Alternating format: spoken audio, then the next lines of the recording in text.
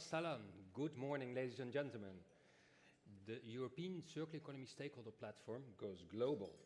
A warm welcome here at the Dutch Pavilion during the Dubai Expo during the Global Days. We will speak about the power of European circular economy networks. Today you will have two moderators. My name is Freek van Eyck. I'm co-chair of the European Circular Economy Stakeholder Platform and director of Holland Circular Hotspot. And I'm very proud that we're here in the Dutch Pavilion.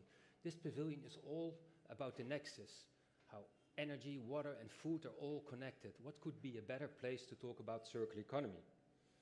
And who are you here? We have a full house here at the Dutch Pavilion. We are 80 persons, according to the COVID regulations, but there are also more than 275 people online. And that's special because in Europe it's still 7 o'clock in the morning. Now, some household rules. Please switch off your telephone, the sound of your telephone. Look around, acquaint yourself with the emergency exit in the very unlikely event that we have an incident. Today we'll speak about Europe, about circular economy, how Europe can inspire, how Europe can facilitate.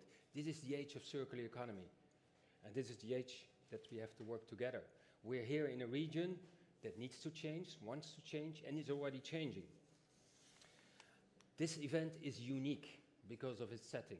Unique about the global circular economy community that has set it up. In a unique place, a unique organization asks for another unique co-moderator. Thank you very much. Warm welcome. My name is Ladeja Godina-Košir. I'm coming from Slovenia. I'm the co-chair of European Circular Economy Stakeholder Platform together with Freek. And I'm also the founder and the director of Circular Change, the platform that is based in Slovenia but working globally. So we are more than happy that we managed to do this event.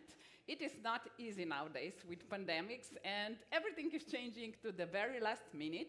But that is in the essence of our life nowadays, how to adapt to changes. So we are sure that we will run this program smoothly, and with your help, we will bring key messages. So as representatives of European Circular Economy Stakeholder Platform, that is the network of networks, we are really trying to nourish the dialogue. Because we don't have all the answers, but what we do have each other. And today we will have a nice journey. So from cities to regions, from continents to the globe. And we have great speakers and guests, so we are sure that you will enjoy the event. And there are some special highlights. We will have the opportunity to hear a little bit about Circular Gap Report. That is a sneak preview of that. We will have also an insight into the network governance, and we have great guests from European Commission to the platforms. So the time is right to start, I guess, Freek. And the first one who is with us is coming directly from the European Commission. So we have no one else than Vice President, European Commission, Mr. Frans Timmermans. So please, let's have a look what his message is. It's a great pleasure to welcome you to the Circular Europe Days. We stand at a pivotal moment in the fight against the climate and biodiversity crises that, without any exaggeration, pose a threat to our very survival. These crises are caused by the way we use our planet and its resources. We must stop sawing at the branch we're sitting on and find a way for our natural environment and our economy to prosper together. This is precisely what the European Green Deal is about. The transition to a circular economy is at the heart of the European Green Deal and our objective to reach climate neutrality by 2050. Why? Because over half of global greenhouse gas emissions and more than 90% of biodiversity loss come from resource extraction and processing. And each year, we use up 1.6 times what the Earth can provide us. Therefore, clean energy alone will not be enough. We must also decouple economic growth from resource use. Last year's Circular Gap report showed that by doubling circularity, we could shrink global greenhouse gas emissions by 39% and cut virgin resource use by 28% in the next 10 years. But to get there, we must profoundly change our production and consumption patterns. We need to reduce primary resource use and invest in circular business models, service-based models, sharing economy, reverse logistics, to name a few. we also need to ensure that our products change. We need durable, reusable, and repairable products. We need products that are made of recycled materials and designed for high-quality recycling. This year, the European Commission will present several important policies to that end. We will present the European Sustainable Products legislation to ensure that products on the EU market respect the highest sustainability standards. As a priority, we aim to focus on sectors where environmental challenges are the biggest, like electronics, construction, packaging, and textiles. To that end, we will also change sector-specific legislation, such as the European Packaging Directive and the Construction Products Regulation. We will also present the European Textile Strategy to reduce the environmental burden of textile production and use. In parallel, we're also working on empowering European consumers. Consumers must get more complete and trustworthy environmental information, protection against greenwashing, and new rights, such as the right to repair products. Next to that, we will strengthen our waste policy. A well-functioning European market for the highest quality recycled materials can make recycled in the EU a global benchmark and create jobs while reducing our dependency on primary raw materials. But top-down policies alone will not do the trick.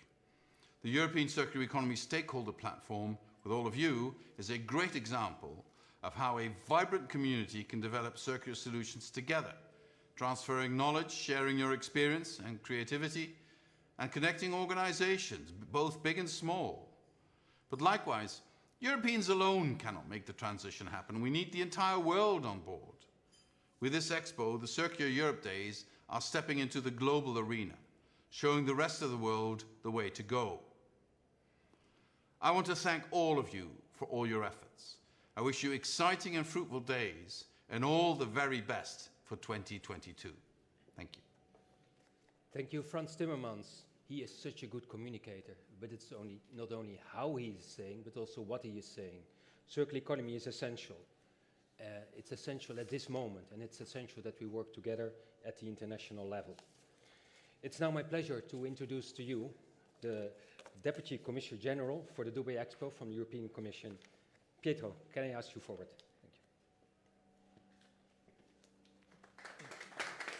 Thank you. Thank you. Thank you very much. Excellencies, distinguished guests, ladies and gentlemen, good morning. As Deputy Commissioner General for the European Union at Expo 2020, it is an immense pleasure to welcome you all today at the EU Circular Economy Days at Expo 2020. Special thanks for the organization of this event goes to the Circular Economy Stakeholder Platform, which is a joint initiative by the European Commission and the European Economic and Social Committee. At the same time, this event would have not been possible without a strong partnership established with the European Union member states, and in particular the Netherlands, but also Poland, Slovenia, and Finland that will host our activities over the coming few days. I believe that this initiative is particularly important because to tackle today's challenges, as the Vice President mentioned, and to achieve the objective of reducing our emission by 55% by 2050 and becoming the first carbon neutral continent by 2050, we need to transition from a linear economy based on consumption and waste to a circular economic model. This requires developing a more sustainable, efficient, and resource-efficient economy, which can also increase our competitiveness and allow to tackle some resource scarcity in certain fields, which could hamper our strategic autonomy in the years to come. To do so, however, we need to work together. Public authorities, businesses, trade unions, consumers, and civil society as a whole. This is why today's event is so important, because actually it doesn't bring together only policymakers at European level, but also researchers, businesses, that we will to network over the next few days until January 22nd in matchmaking activities that you are organizing across your pavilions. Furthermore, discussing this key topic today at Expo 2020 during the Global Goals Week can allow us to further developing partnership that can move the conversation and facilitate partnership at global level and cooperate with the whole world. As Vice President Timmermans mentioned, only together we could tackle this challenge. To conclude, I wish to say that this initiative today together with the activity we're organizing over the next few days, in particular this afternoon, the opening of the exhibition on European Prize on Contemporary Architecture at 4 p.m. at the Lithuanian Pavilion, which also highlights the contribution of architecture to sustainable economy and the circular economy, and also the high-level forum that we host tomorrow at the Italian Pavilion on a shared sustainable recovery based on the SDGs, constitute our contribution as European Union at the SDGs Week at Expo 2020. So on behalf of the European Union at Expo 2020, I want to thank you very much for being with us today, virtually and physically, and I hope to learn more about circular economy with you over the next few days. Thanks a lot.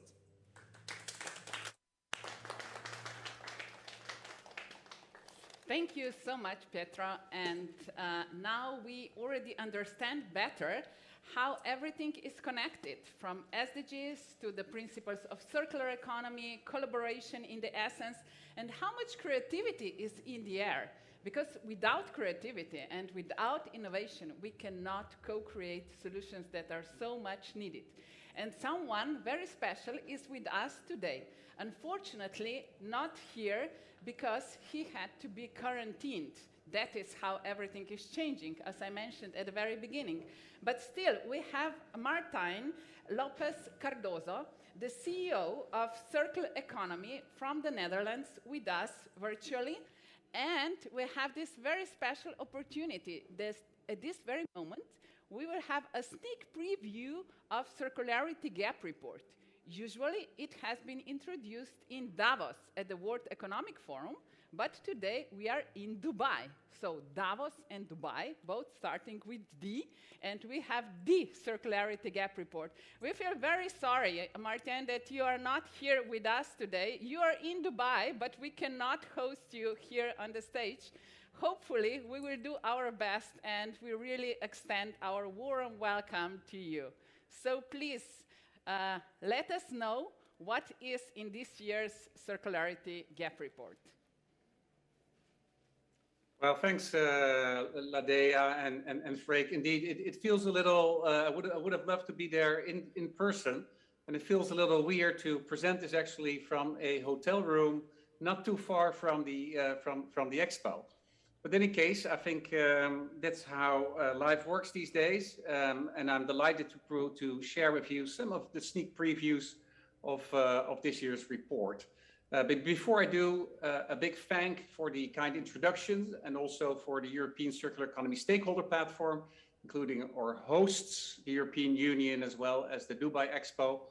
And I hope this is a good tradition to do a big circular program as part of the World Expos. If you go to the next slide, please. I want to actually start with the words of Frans Timmermans. I was just making some notes. And I think he said there's some quite powerful things packed in a couple of minutes of presentation. And certainly the circular economy is a core element of the European Green Deal. But he says a couple other things. He says green energy is not enough. We must also decouple economic growth from resource use. And I think this captured it actually very much in one sentence. If you look all the attention that wind and solar is getting these days and renewable energy, which is usually important, but it's only half of the story. But he then actually goes on to quantify it a bit more. He says, last year's Circularity Gap Report showed by doubling circularity, we can shrink global greenhouse gases by 39%. Well, let's unpack that for a second. 39%. So if we look at the Paris deal and we look at the existing commitments, if we would add 39% of greenhouse gas emission reduction, Paris would become back in sight. So it's hugely important. And of course, I'm honored that somebody like Frans Timmermans, who arguably is, I think, one of the most influential people as it relates to climate and circular economy at this point in time, references our work. But let me share with you that that wasn't really the case when we started the Circularity Gap Report 5 years ago. It actually was quite different. So if we go to the next slide, I want to share a bit of that story with you, what happened in the last 5 years, how we get to where we are, and how we look forward from here. So on the next slide, here's how it got started. I'm going back to January 22nd, 2017. Our lead author, Mark de Wit, traveled to a very cold World Economic Forum in Davos, no badge, no hotel room, but a suitcase filled with reports, the first circularity gap report. And it was only 8 months before that that the team at Circle Economy had an aha moment. Wouldn't it be great if, while circular economy was gaining traction, that we could actually add measurability, a bit of solid grounding, sort of a baseline to measurement, to measure the state of the circularity in the whole world. And where to start? And the thing we realized that the place to start is actually with the whole world. Because if you start measuring the whole world, you can always go deeper from there. So we made an X-ray of our complete economy and how materials actually go through the system. If you go to the next slide, let me share how the circularity gap report works in a nutshell. So basically, you start with the materials that come in, all the virgin materials. They make it into products, into waste, and then only a very small amount is actually cycled back.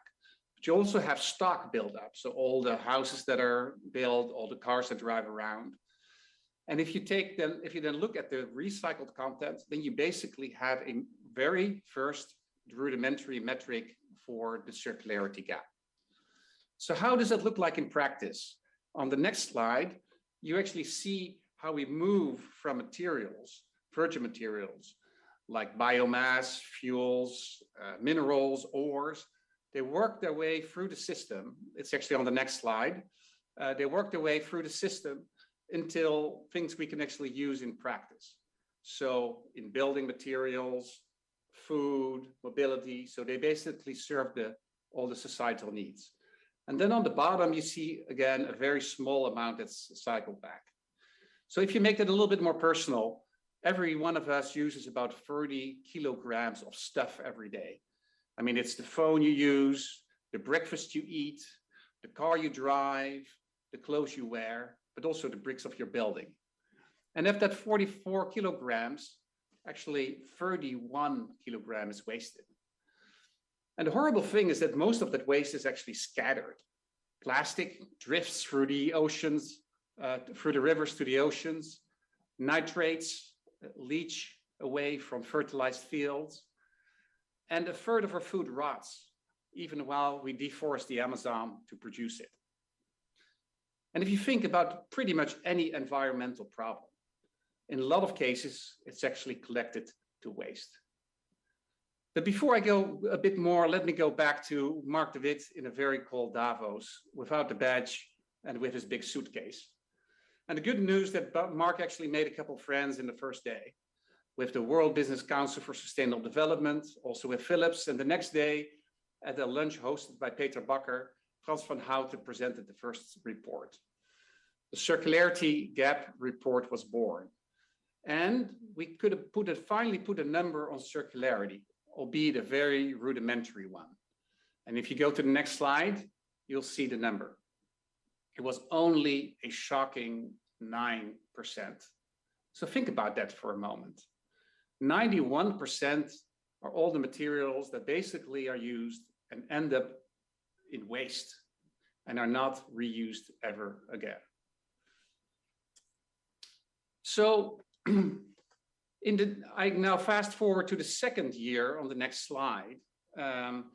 And what we did there is actually we were able to host a proper big event in Davos. And we had many individuals and organizations that endorsed the report. And it became an annual tradition. And what was actually really great is that after the launch of the first report, we were approached by Austria, who said, can we do this not just for the world, but also for our country? And soon many others followed. And this is by far a complete list. And the great thing about that is whereas an analysis of the world is very interested from an intellectual perspective, if you want to make it actionable, if you want to start looking at benchmarking, comparing, sharing best practices, it's much, much better to do that on a country level. And our goal is to have all countries scanned, do a circular gap report in the whole world. And then in the next year, we updated the number on the next slide. And the number actually dropped. It went from 9% to 8.6%. So what's happening here? We're heading in the wrong direction. And although recycling actually increased a little bit, circularity increased a little bit, the use of virgin materials grew even faster. And it was actually the first year that we used more than 100 billion tons of raw materials, of raw virgin materials. The linear machine is outpacing us. It was a moment for reflection. On the next slide, that year we also added the social dimension. Inspired by our joint work with Kate Raworth and Donut Economics, we focused on also how we could get an ecologically safe and socially just transition. And what you see here is all the countries in the world mapped and see how close are they to this safe operating space. And the conclusion was no country is there. And from that perspective, all countries are developing countries.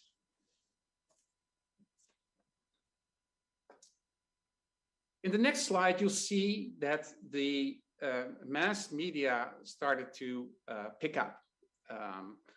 And here you see the cover of the National Geographic and the Guardian.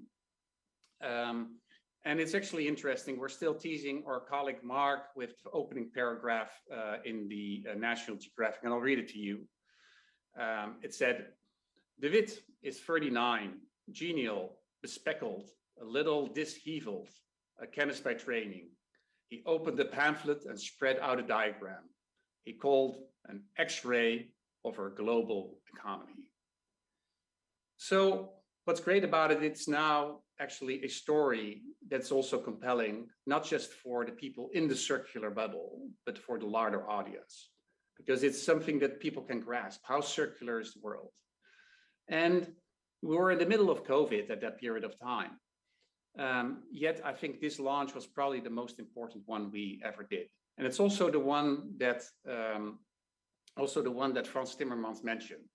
Circularity is capable of shrinking greenhouse gases by 39%.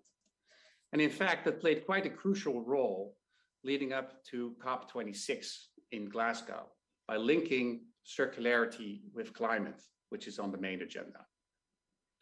What we also did in the next slide is actually not just presented the problem, but also presented the solution. And what you see here is what we call the intervention vortex. So let me explain it briefly to you. So if you look at the different colors, it basically addresses how materials are used for the big societal needs. So blue is built environment, green is our food system, red is mobility, et cetera, et cetera. And if you then look at the little readings, actually they're not that, those are actually interventions you can do on each of these areas. And then the size of the surfaces determine how big the impact potentially could be. So this gives a really powerful map of not what could be actually be done about it. And forced by COVID, we also moved to an online launch, which I think as Freek already mentioned, suddenly it went from an elite event happening in Davos to a big online event where lots of people could be following it. And it started a bit of a movement. And I all welcome you to join the launch in 2 days from now. So I'm trying to wrap up now. So if you go to the next slide, is the other thing that this Circular Gap report meant for us was also for our organization, Circle Economy, which is an impact organization out of Amsterdam, helping to make the transition to a circular economy with practical, scalable solutions. And this enabled us to set a goal, doubling circularity in the next 10 years. And I'm very glad that also PACE, the platform for accelerating the economy, has adopted this goal. So on the final slide, where does it leave us? Well, this is the last 5 years. So how would the next 5 years look like? So we'll give you a bit more, I'll give you a bit of a sneak preview today. But the official launch is in 2 days from now. But let me quote Frans Timmermans again. There's no climate neutral world without circularity. And if the climate conversation has learned us one thing, it's that a shared vocabulary, clear target setting, can really help drive the agenda. Look at what happened with carbon. With the 2030 and 2050 net zero goals across scope 1, 2, and 3, we now have a framework to talk about it. And in fact, it has released a race to zero. And I call upon all of you, we can do the same with circularity. And using the words of the previous CEO from the World Resource Institute, Andrew Steer, count it, change it, scale it. Please join me on this journey to make this happen. Thank you, and don't forget to sign up for the event. Thank you, Martijn. Let's give him a warm hand. Without circular economy, we cannot reach the climate goals. We have been very generous to Martijn, because he's in quarantine in his hotel room. We can't be generous to all speakers, unfortunately. This is the moment, with the words of Martijn and Commissioner Frans Timmermans in mind, that we turn to our power panel. And we have a panel here from the 5 sponsoring countries, Ireland, Netherlands, Finland, Poland, Slovenia. And being in the Dutch pavilion, I think it's fair that we give the floor to the Dutch Vice Minister for the Environment, Mr. Roald Lapperre, from all the way from Gouda, the town of cheese. Roald. Hello, good morning to everyone. I would like to say, indeed, from Gouda, as we say, with that characteristically Dutch G, which in the Arabic world is known as much as it is in the Netherlands. So great to be with you, and I would say, Freek, what a good choice to start with circular economy on this Monday morning in Dubai. As you might know, the Netherlands has embraced a bold goal, a bold target for a circular economy: 50% reduction in raw material use in 2030 and full circularity in 2050. The good news is that we are at 25%, 24%, as Martijn just said. And the bad news, of course, is that we still have 75% to go, which is substantial. But I would like to say that we know we can also include that 75% that we still have to do. And we know because we need to. We need to act. We need to accelerate. Wasting valuable resources is not only very negative in terms of CO2 emissions. Climate change is fueled by the waste of valuable materials, but also biodiversity loss is increasing as a result of it, and environmental degradation. So we need to act, and we believe we can, with businesses, with knowledge institutes and governments together. We can do this, and we hope that today will show many paths towards that full circularity we are jointly aiming for. Thank you very much. Thank you very much for this intervention. Thank you. And we are moving from the Netherlands, being the front runner, Freek, we always envy you a little bit. But there is someone else, another country that is a kind of a highlight, and this is Finland. Sitra in Finland is doing miracles regarding circular economy, climate change, and so on. So we are getting inspired over and over again with the Finnish case, and now we have the opportunity to hear directly what is the message from Finland. So we have Severi Keinala from the Commissioner General of the Finland Pavilion. Please. Thank you very much. Ladies and gentlemen, Excellencies, it's really a pleasure being here and having a few moments to bring one message to you. And I thought that I give a bit of a historical view from the bit of an expo connection to it, and especially from the business perspective. Circular economy is actually the first time when we have a comprehensive approach into the huge global problems that ties in everybody. Everybody must act: governments, corporations, NGOs, and individuals. But what is most important is the attitude, is the realization of importance of what we are doing throughout the whole system. If I look back into the time when the environmental consciousness kind of emerged in Finland, that was in the 60s, when we realized that our paper mills were polluting our lakes to the level that the fish were swimming with their bellies up. That's when we woke up. That's when environmental movements started. That's when NGOs started acting. But that was a time when business and environmental activists were clearly on different sides of the table. They were confrontational. They basically hated each other. The companies did not have the idea of how important issues we're talking about. This has changed over the decades. The awareness has grown, not only in individuals, not only in NGOs, also in governments and in companies. I think big paradigm change came in early 2000 when we introduced the Cleantech Finland in Finland. The companies embraced the idea. They realized that this Cleantech Finland is something that makes sense business-wise. You save resources, you save energy, and you actually make positive result under the bottom line, which is what companies are looking for. So that brought companies on board genuinely with the true wish to promote the Cleantech Finland brand and the new technologies. That was the first step in change. But I think even after that, we have developed a lot. Now when we have the concept of circular economy, and we were preparing for the Dubai Expo, we had 120 companies from Finland joining us.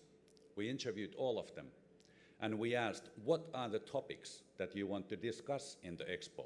What are the issues that you want to present in our exhibition to the world? Circular economy came as number 1. Sustainability as number 2, and innovation number 3. They all tie together. But companies on their own free will wanted to show that circular economy was the top topic. That fit extremely well with our national goals and with our messages that we want to talk about when we talk about the Finland and Finland brand image. So this is a message of hope that now, after decades or half a century of environmental activism, even the companies are on board. I think everybody is on board. Everybody needs to think of the 4 R's. Everybody needs to rethink everything we do. Everybody needs to reduce the consumption. Everybody needs to reuse what can be reused. And then what's left, we need to recycle. This thinking is going into the business strategies all the way from beginning of planning of the product, and that's where it has to happen. Because I do believe that corporations, the business decision makers, they are one of the most influential decision makers on the future of our planet, financially, economically, and ecologically. And this is the message I want to leave with you, that I hope that this goes throughout the world, that businesses embrace the idea of circular economy and put their intelligent networks at work to make the difference. Thank you very much for your time and attention. Wonderful. When it comes to circular economy, Finland and the Netherlands are huge friends. Thank you for carrying the banner for Finland. Thank you. We now turn to another circular hidden pearl in Europe. We turn to a video contribution from Dr. Simona Kustek, Slovenian Minister for Education, Sports and Science. And we know that we have a huge delegation of Slovenia here in the room. This is a live event. Let's hear it. Can we have all the Slovenian delegations? Wonderful. Let's turn to the video.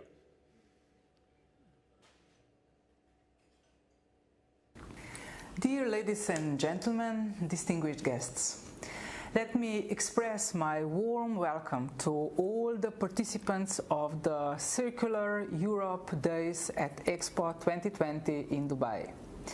I would like first of all to congratulate the European Circular Economy Platform's members and the Slovenian team who made this event a reality.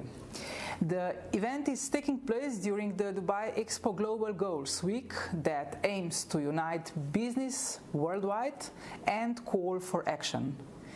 We do need each other, and only through collaboration we can jointly contribute to a sustainable and prosperous future.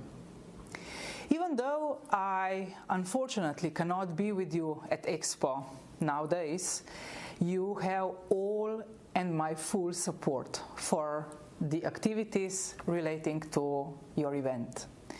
European Green Deal, Green Recovery Programme, Circular Economy Action Plan, Fit for 55, European New Bauhaus. Those are just some of the main projects we have committed and fostered during our presidency to the Council of the European Union. To use our resources in a way to support a systemic and complex transition towards a resilient society and economy that leaves no one behind. Moreover, the Slovenian parliament adopted the AET climate kick-led proposal called a deep demonstration of a circular, regenerative and low-carbon economy in Slovenia in 2021. The initiative is one of 8 deep demonstrations launched at AET Climate Kick, which together offer a testable environment for the ambitious 1.5 consistent systemic transitions called for by Intergovernmental Panel on Climate Changes, reports, activities, national and European policy. Our Ministry of Education, Science and Sport of the Republic of Slovenia is one of the partners in this ambitious program.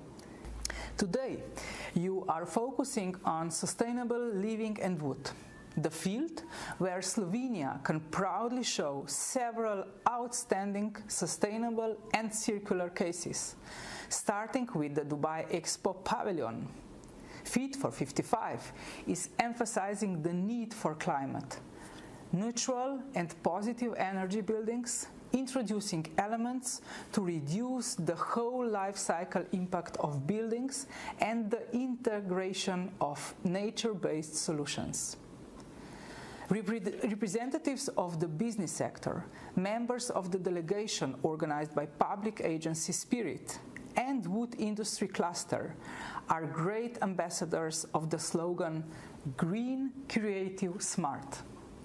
And I'm so happy and proud that Slovenia can not only present good practices, but that it also opens up new innovative partnerships that can result in the co-creation of so much needed circular cases.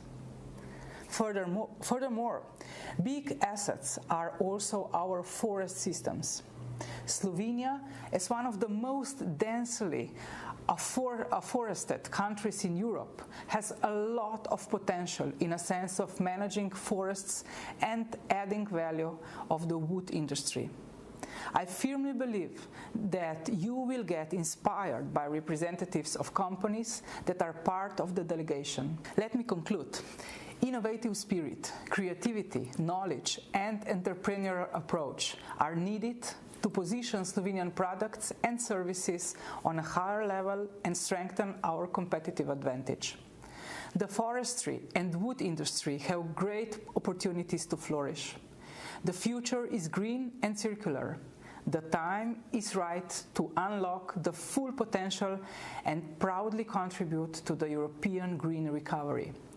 Let this event become one of the important milestones on this exciting journey. I do wish you an inspiring event, a lot of productive meetings during your stay at Expo 2020 in Dubai, and for most of all, I wish you to stay healthy and successful in whatever you're doing in your lives. My best. Take care.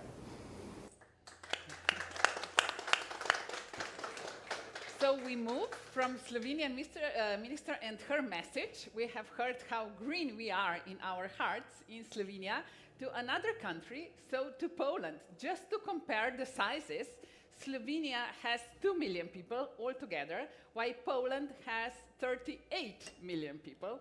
So you can see where the power lies. But the inspiration is always there, even if we are only 2 million people. So now to Poland, and I would like to welcome Mr. Korowski, the president of the National Environment Protection and Water Management Fund. Please share your message from big country with us here in Dubai. Dear all, thank you very much, first of all, for the invitation and the opportunity to be together. No, I am from Poland, so I share the spirit of the circular economy online only. But I think that being a president of the big Polish funding organization of environment protection, energy transition, power generation transition, electromobility, and other sectors. Well, from my point of view, I think it is very important that if we aim at optimal circularity or circular economy, we must ensure that everything starts from the design to the decommissioning of each product and service that are offered on the market. So we pay a big attention to inventions, innovative economy. We fund people and we provide capital for the companies and individuals, for local governments and authorities that dare to change their way of waste management, of power generation management. They would like to go to this kind of economy that ensures non-linear but circular use of raw materials and resources. So we start from introducing new technologies to Polish reality. Then we support the companies when they are changing the market behavior around them. We pay a lot of attention to efficient water use in energy and industry, as well as in individual housing. We believe that if we sum up, if we integrate the thousands of hundreds of thousands individual decisions, we go to big global numbers. So we fund small investments at the household level to keep a little bit of rainwater, to change a little bit and everyday customs and behaving. We also pay a lot of attention to waste management and segregation, circulation, but also alternative fuels. So we promote new technologies to avoid waste generation in energy and industrial sectors. We promote recycling wherever waste is generated. We promote use of energy from non-recyclable waste, waste incineration that allows to cut down on fossil fuels used in electricity and heat production. We pay a lot of attention to contaminated land reclamation. We must remember that Poland is still recovering from big environmental disasters that followed the previous socialist system. So we help coal and heavy industry regions to come back with clean air, clean soil, and clean land. And last but not least, we also pay a lot of attention and we stimulate towards origin of food banks to limit the destruction of food. So we help commercial organizations, but also non-governmental organizations, NGOs, to manage with food. And I believe all our activities finally will sum up to improvement in circular economy in Poland. Thank you very much.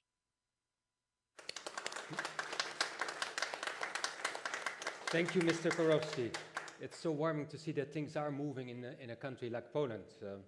And not so long ago, we had the Polish Circular Week, which was an amazing event organized by our colleague Agnieszka Snik, who unfortunately is in quarantine in Poland, but it's a sign that lots of things are happening and there is momentum there. Well, from Central Europe, we move to the western extremities of Europe, and where there is an amazing momentum actually for circular economy. So it's my pleasure to invite Sonja Hieland, Deputy Secretary General, Global Issues, Department of Foreign Affairs, Ireland, to the stage. Give her a warm hand, please.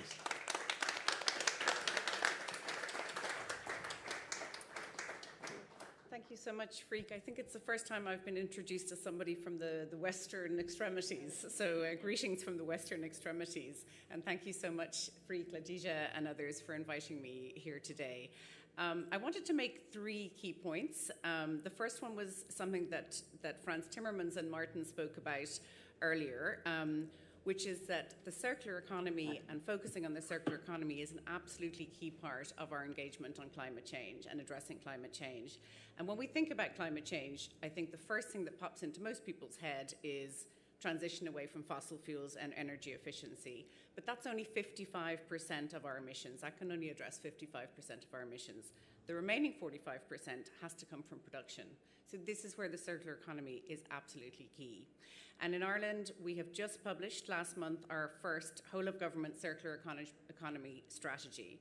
It's the first policy statement that we've ever adopted at a government level from Ireland, and it's a very key part of our climate targets, which are to achieve a 51% reduction in overall greenhouse gas emissions by 2030. And we see this really as a transformative moment in Ireland, an opportunity to transform our current model of production and consumption to one that just basically normalizes the circular economy, so normalizes the efficient use, reuse, and ultimate recycling of the material resources that sustain us. And importantly, the next step that we're going to take is to transfer or convert that strategy into a circular economy bill so that we have a legislative footing for this. Because obviously we all need to work together, civil society, academics, business, government. But I think a key part of it for us in Ireland is that if we have this on a legislative footing, it gives us not only I suppose the will to do it, but also the obligation to do it as well. The second thing I just wanted to say is that also I think government strategies are often these things that we launch and we think are lovely and then we put on a shelf and we don't really look at again for many years. And in the case of this strategy, we are specifically committed to updating it frequently. So this is going to be a living strategy.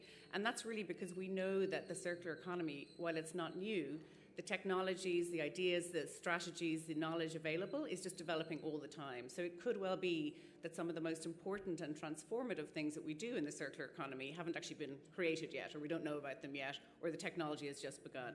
So that's something I think that the circular days, these 2 days, the Circular Europe Days, are so important because we need to learn from each other. There's no one country that has the answer here. You said Slovenia has 2 million people, Poland has 38, we have 5.7 on our island, but different countries are coming up with incredibly different and innovative ideas all the time. So unless we collaborate, unless we learn from each other, we're not going to achieve what we could otherwise. Final thing, and obviously this is in the context of this being Global Goals Week, later today, I'll be speaking at a gender equality event focused on SDG 5. So I also just wanted to draw attention to the gender aspect of this as well.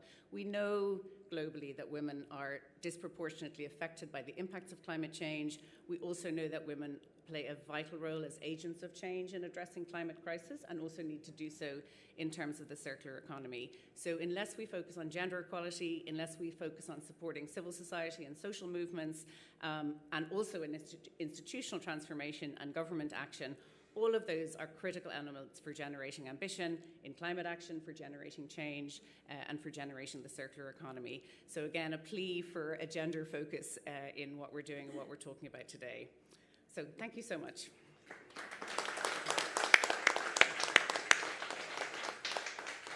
Thank you so much, Sonia, for this message. As you see, we are balanced also when we are moderating, and we are really trying to include all the stakeholders. This is in the essence of our network of networks, European Circular Economy Stakeholder Platform. It was great now hearing representatives of 5 European countries, but we cannot achieve this major shift if we are not collaborating globally. And therefore, SDGs, as you said, Sonia, are in the epicenter of all our activities. And with Green Deal and with everything what we try to do on the ground, we are hopefully making this a reality. So now we will move back to Martijn, who is in his hotel room. Martijn, are you with us? I'm here, Ladea. Yeah, good to have you. So you have, because we are really sorry that you are not here on the stage, but now you have a special opportunity to ask one question, our guests, those who are here and online. So one single question that you find most relevant for this circular transformation. So now you are the master of the show. I'm leaving the stage to you. Wow, this is a historic opportunity. I feel the pressure. So my one question would be, I think both in Frans Timmermans' speech and actually in the we also just heard from Ireland about the importance of circular economy as it compares to climate change. What would be one thing leading up to the next COP27 in Egypt that we can do all together as member states with the European Circular Economy Stakeholder Platform, with the European Union, to bring circular economy to the front of the agenda and also enable target setting at that level? This question, and now we start with the Netherlands. So what is the message from the Netherlands? I hope we have Mr. Roland still online. Yes, we do. So it is a $1 million question, but let's frame it into the message that we can bring to the next expo. Well, thank you for that question. I think it's a very good question. And my answer would be that I would be very much in favor of putting a quantitative target to CO2 reduction through circular economy action. Many countries have CO2 reduction targets for mobility, for the built environment, for the energy sector. And I think it would help to also have a very concrete quantitative target for circular economy activities, because that makes it not just this global ambition or this very national ambition. It really translated into the necessity to for action. So that would be my hope and ambition also in the Netherlands. Thank you very much. If we do not measure, we do not know where we stand. So now I'm moving to Finland. Please, Mr. Saveri, what is your message? Thank you very much. Is it on? It should be. Switch it on. Now it's on. Can you hear me now? Oh, great right, voice. technology. Very interesting question. I think we can take this from the last report. What was remarkable on that we noted that we are not moving fast enough towards circular economy. We are still so far in the linear economy, and circular economy is still far in the future. We need to move faster towards that target. And how can we do that?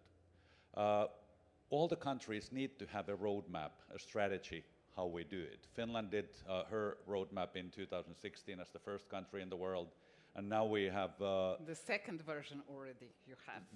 Yes. Now we have the strategy going towards the same target.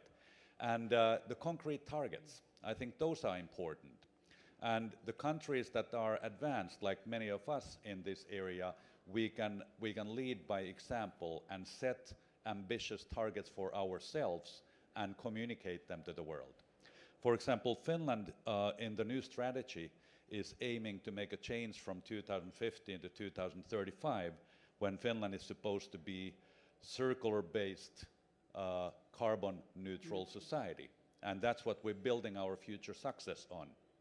And this would require that the use of primary raw materials in 2035 does not exceed that of 2015. Second one is that resource productivity will double from 2015 to 2035. And a third one is that the circular economy rate of materials will double by 35. Those are concrete examples that Finland has written down on the strategy that we are aiming at, and we should be communicating that openly. Likewise, all the other countries around this table here should publicize their targets as a benchmark. I think benchmarking is a very powerful tool in making change, making transformative change in the world. That is my message. Thank you very much. Thanks a lot, and we like concrete messages, and we can learn from your example, and now we have guidelines for other countries as well, so to commit really to do this change. So Poland now, what is on your list, not only wish lists, but what are your targets? Well, first of all, I would like to support the already spoken target that if we should aim at something, we should be able to measure it. So we should specify quantitative targets, and but they also should be realistic. I think that we should formulate legal and financial incentives well, to send to our people, to societies, a clear message. At least you should, for example, use each raw material twice. You should at least 2 or 3 times try to repair your home appliance, because otherwise it will be only empty words. So I think that we should come from theory to practical behavior. And the third point is that it requires a lot of education, because in some sense we should come back to obvious habits and obvious behavior from the time of 2 generations. So we should understand how our grandfathers behave and come back to their philosophy of life. Just not to make waste if you still can use it, but you should be able to make use it. So, and that is leaving a lot of place for incentives from legal and also financial point of view. Thank you very much. Be sensible, be sensible. Be sensible. Common sense is very important. Knowledge as well, as you said, and educational system and incentives and regular framework. Without that, we cannot move forward. So, Ireland, once again, we are inviting you. So, you said already this balanced life on one side, and on the other, this collaboration. But what is next to that, what we can deliver to this joint message? I think if I had one thing to choose, I would choose, or I would focus on the need to make this a global movement and a global ambition, because obviously today and these days we're talking about the European element of this and the European circular economy and EU member states and all of the different strategies and plans and ambitions of EU member states, but this needs to be a global movement. One of the things that we're committed to in Ireland is in 2023, Ireland and Dublin is going to be a circular hotspot, but we're sharing that also with Lagos in Nigeria and with Chile, because we need to do this collectively. It can't just be a European thing. One of the things in my experience personally is that I was Irish ambassador in Ethiopia for 2 years, and just seeing the extent to which people, through necessity and probably without even knowing the words circular economy, reuse because they need to, because resources are scarce, is incredible. There's an enormous amount of innovation outside Europe. The developed world is the part of the world that uses too many resources. That's why we need to focus on a circular economy. But there are very many parts of the developing world where this is just natural. This is just what people do. It's how they live their lives. So we have to capture that. We have to learn from that. And this has to be a global movement and a globally shared ambition. Thanks so much. I just have to refer to that before I give the word to you, Frick, because I love this message, and we repeat it so often. Yes, we are a kind of lighthouse here in Europe, but those countries that we consider underdeveloped are actually more circular than we are. So, Frick, back to you and to Martijn. So, let's give a warm hand to this fantastic panelists. They did great, with great insights. In some reflections, we've heard the quantitative targets, lead by example, measuring, benchmarking, education, of course, common sense, let's never forget the common sense, and let's make it a global movement. Some African proverb always comes to mind: if you want to go fast, go alone. If you want to go far, and we have to go far, go together. I think these insights have also been very useful for our next speaker, and our next speaker is the Grand Dame of Circular Economy in Netherlands and actually beyond.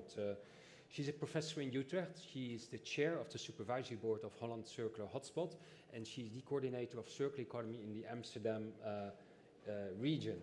How can we make circular economy actionable? From Professor Kramer, we will get a global sneak preview of her new scientific studies on network governance. Over to you, Jacqueline. Well, good morning. What a pity I can't be with you, but I'm really glad that via this brief digital presentation, I can provide a short preview of my new book that is called The Building of a Circular Future, the 10 takeaways for global change makers. Well, ladies and gentlemen, this book is about the similarities and the differences in governing circular economy worldwide. And in fact, it is of a previous book I wrote about circular economy, but then about the Dutch experiences in governing circular economy. And in doing so, I concluded in this previous book that it is really important, and you just discussed that, to have strong public governance. That means clear circular economy policies and also government instruments. However, complementary to that, I concluded that we also need network governance. As partners in network need to cooperate in order to put all these policies formulated into practice. And network governance is about building coalitions of those partners that are willing to make a transformative change to a circular economy. And in the Netherlands, we put this idea of network governance in practice. And when I discussed this book, this previous book, abroad, then I noticed that people were interested also in this whole idea of governance. So what I did for the new book, I interviewed 15 different representatives of countries worldwide, and I asked them, well, please explain me, because you are a change maker in your country, do you think that network governance is of importance for implementing circular economy? And all of them said wholeheartedly, oh yes, of course. Besides public governance, we need network governance. And then I said, okay, if that's the case, let's discuss during the interview what it means for your country to implement circular economy worldwide. And when we discussed that, I asked many questions, but 10 of the main takeaways I put in the book, and I will briefly summarize these takeaways. The next slide, please. The first takeaway is that combining public and network governance enhances the transition to a circular economy. Next slide, please. Then the second takeaway is network governance needs transition brokers. These are independent intermediaries who can align partners with different interests and accelerate in this way the process of change. Third takeaway, the receptivity to network governance depends on the socio-cultural and political context of a particular country. And besides that, fourth point, it is then even country-specific how these various cultural and political aspects play out. Next slide, please. The fifth takeaway is effective governance of circular economy depends on three main key determinants. In the first place, leadership of the government. Secondly, involvement of actors, particularly business partners. And the last point is the receptivity to network governance. The sixth takeaway is that besides these three main general key determinants, there are specific drivers to enhance effective governance, and they are country specific.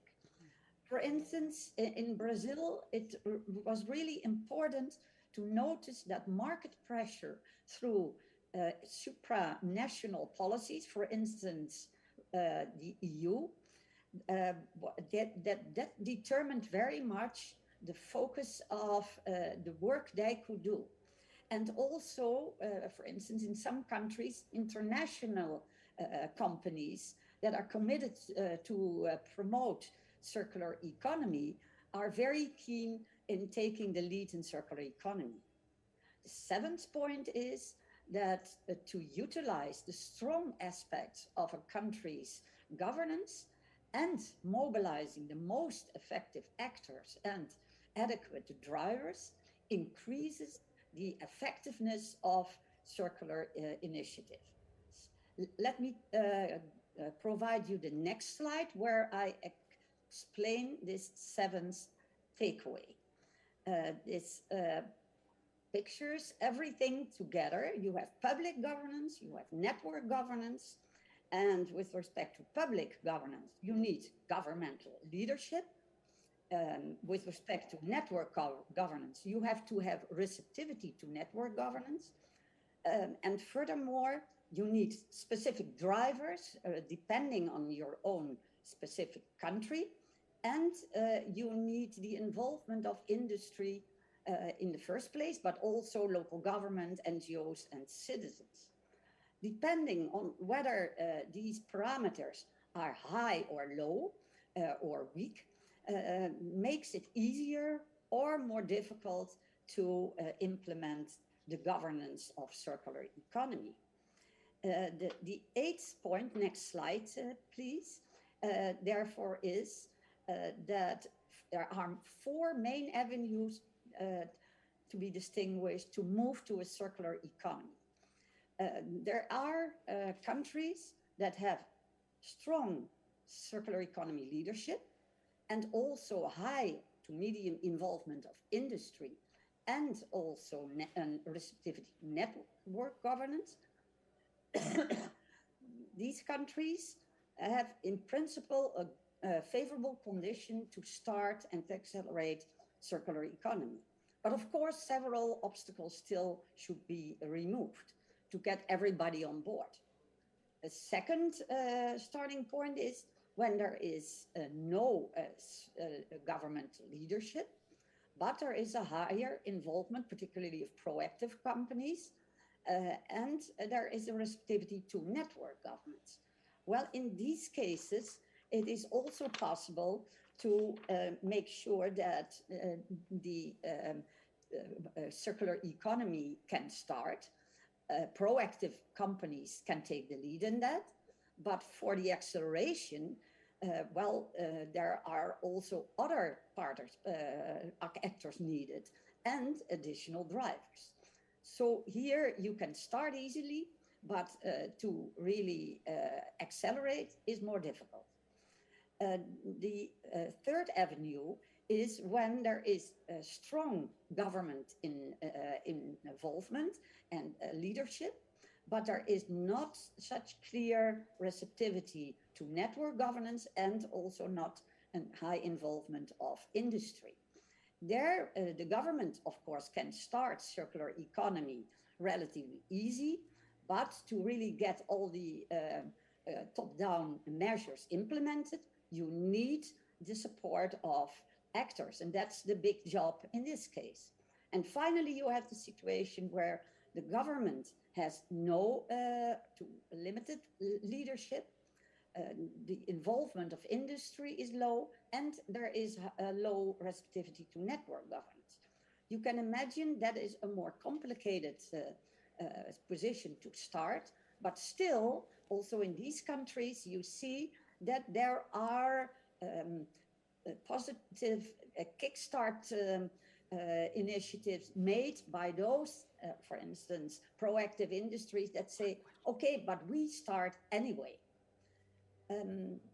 The next slide, please. The last two takeaways are the following, and it's nice that it has already been discussed before. In the first place, when you work on circular economy and the governance of circular economy, it does not mean that you just go ahead and don't reflect. It is very important to regularly reflect on progress made. And sometimes you have to shift gears and say, okay, not this way works, but another way. So be all the time keen on how you are making progress and whether that's the best way. And finally, just discussed, it is so important to exchange experiences and also cooperate between countries, because that really can accelerate the worldwide transition to a circular economy.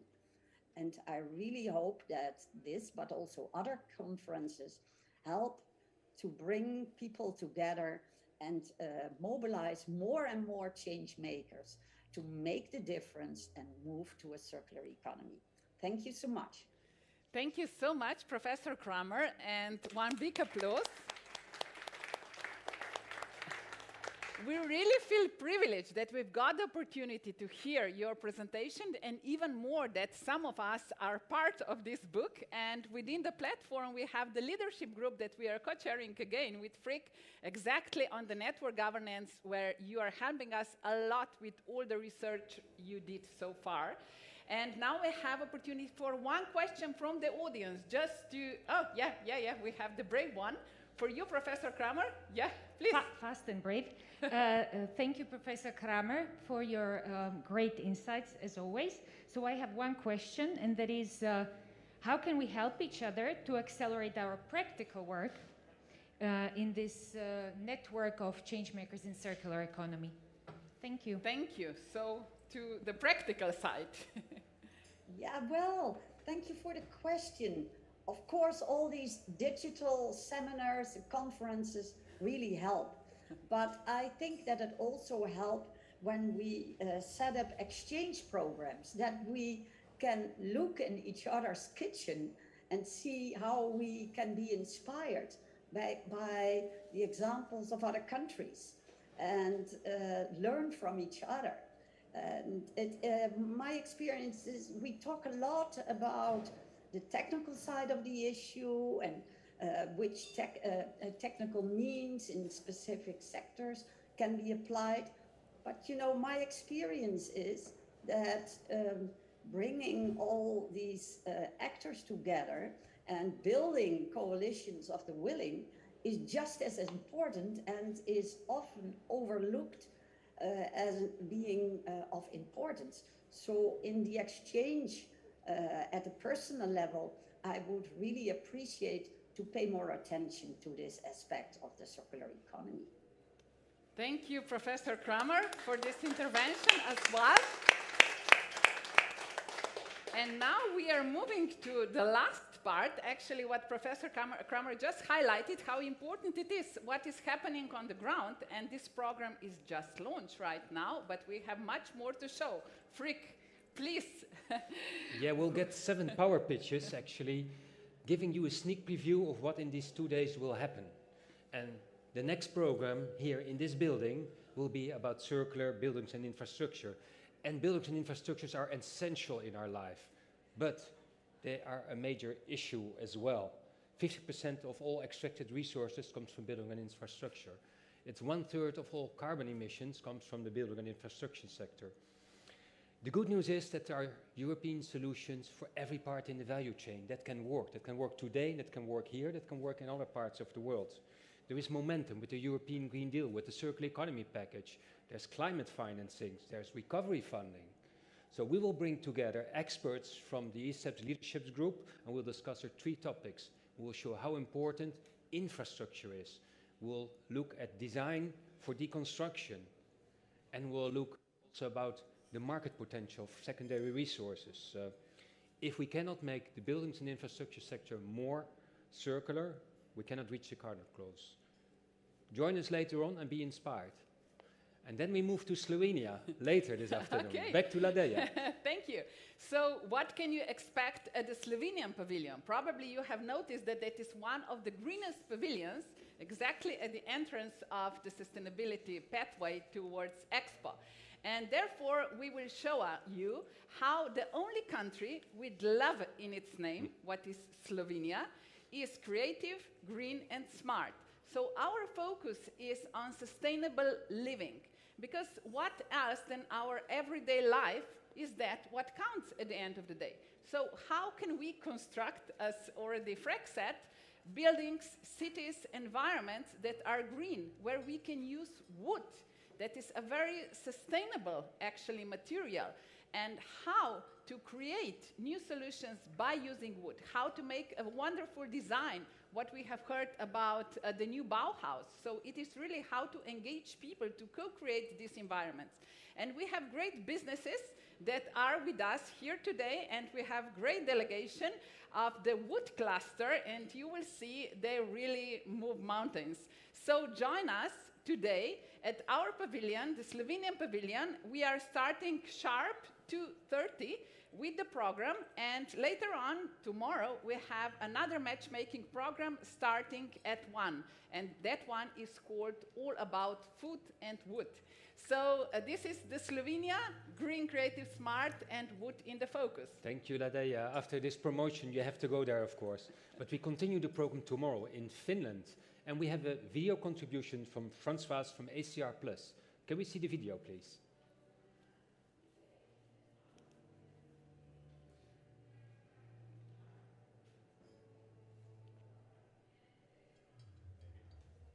Maybe yes. It's on its maybe way. not. Yeah. Yeah, here it comes. Thanks to strategy and planning, economic and legal instruments, awareness-raising campaigns, and many other instruments that support local stakeholders' action, local and regional authorities can facilitate and lead the transition to circular economy on their territory. ACR+, leader of the Cities and Regions Leadership Group, has been working with its member on promoting circular economy and sustainable consumption and production for already more than 25 years. We opened a path to a sustainable planet that we hope more will take, and which should include key steps such as more eco-design and clear waste prevention strategies. It is true that it's not always an easy path, and sometimes some actors are working too much isolated.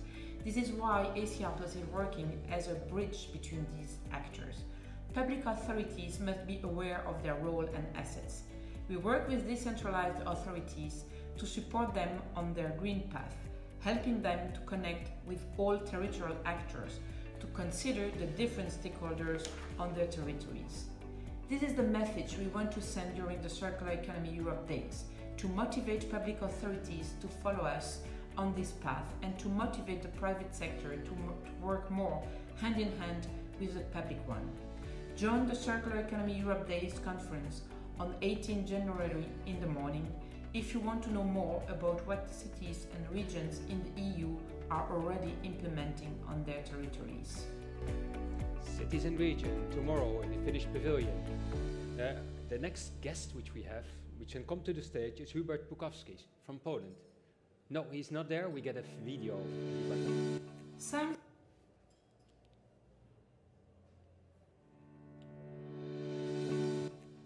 On behalf of the EC-ESP leadership groups for economic incentives and circular procurement, we would like to invite you to our joint session titled Circular Taxation and Circular Procurement as instruments to drive the circular economy transition.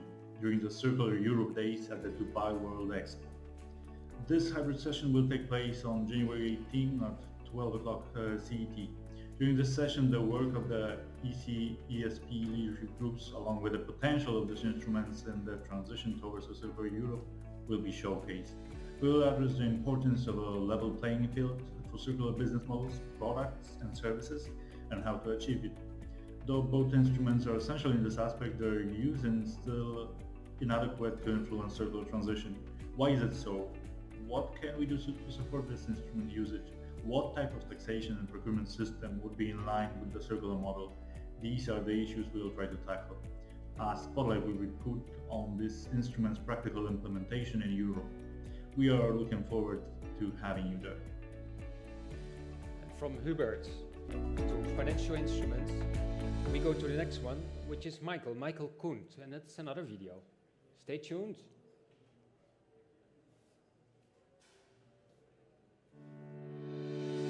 My name is Michael, and I'm reaching out to you by the means of digitalization. And digitalization in the meantime is surrounding us everywhere.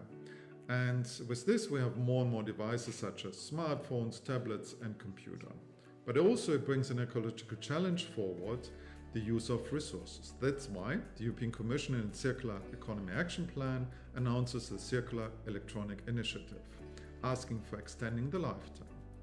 And now we need to ask, do we have the right skills in place in order to design a product, manufacture a product more circular? How do we enable the reuse of, for example, a smartphone?